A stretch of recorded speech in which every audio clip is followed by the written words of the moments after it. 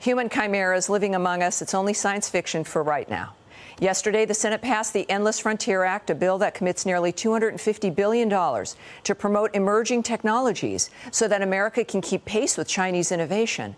Back in May, Democrats shot down an important amendment outlawing U.S. participation in research that would create human-animal hybrids, also known as chimeras. China's already doing it, announcing in April that an international team successfully grew human monkey embryos and sustained them for 20 days in a lab. The only question is, what will they do next? Currently, the National Institutes of Health has banned U.S. funding for chimeric research. But that ban could very well be lifted. And who's to say that these agencies will play by the rules anyway? Remember, President Obama banned funding for gain-of-function research back in 2014. But New York AD found a way around it.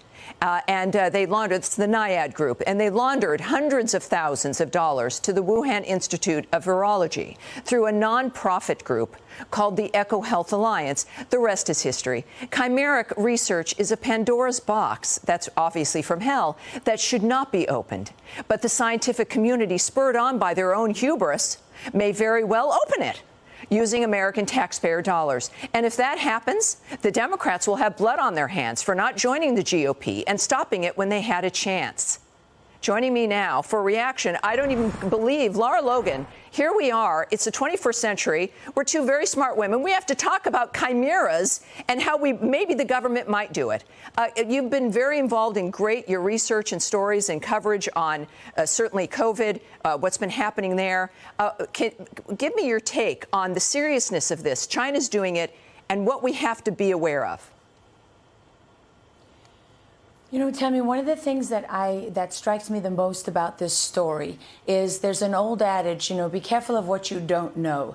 And that has never been more true than with this subject. What exactly do we not know here about how far, what is the level of involvement the U.S. has had in any kind of research like this? And what else has the NIH and other divisions of the NIH been involved in? Because when it comes to Dr. Fauci and what we know about COVID, we're just beginning to find out, right? We're at the tip of the iceberg in terms of uncovering what was really going on with gain-of-function research. And the whole sort of smokescreen of the Wuhan lab really obscures the fact that Dr. Fauci and the NIH through NIAID had been funding gain-of-function research for years. And there's a lot of money that's missing here. And there's another U.S. agency that's missing from this equation. It's called DARPA, you know, which is the Defense Research Agency. So what were DARPA and Dr. Fauci and the NIH doing with gain-of-function and various other programs like this one, which we know so little about? And this is really the moment now for a reckoning. This is time for the American people to start paying attention to these bills that pass through Congress, that get banned, that get unbanned, that get circumvented, and for us to start asking for real accountability. Because what we've seen is that the coronavirus, you know, that spread all over the world and caused such panic and still causes such hysteria in so many quarters. Well, you just speak to someone like an oncologist who deals with bone marrow cancer.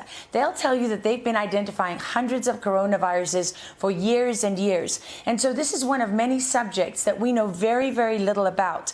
And every day that goes by, we get the stench of manipulation and dishonesty is growing stronger. You know, and I think this is part of what allows us to find this information out. You know, there's the theory that ignorance is bliss, right? And yes, not being aware of things is kind of peaceful.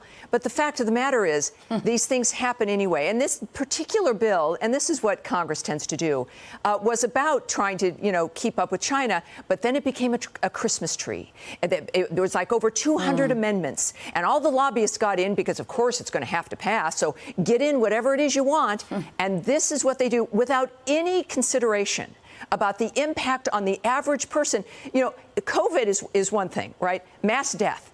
Here you're talking about changing the nature of life. And this is what, of course, is so shocking to me. We got just a couple of seconds left, but this is a real game changer. It is. And you know what's so interesting about it to me, Tammy? I'm not particularly religious, but what it keeps reminding you of, we can create robots that mimic humans. Now we want to take animals and humans and blend them. And we also want to take meat and we want to grow some version of food in a laboratory from the cells of meat. But you know what we can't do? We can't create life. We as human beings don't create life, and no amount of ingenuity and science is going to change that. And the things that we do, Laura, thank you so much. This is the kind of things that get you karmically, and we've got to stand up for ourselves and right. For everything that comes up in the future.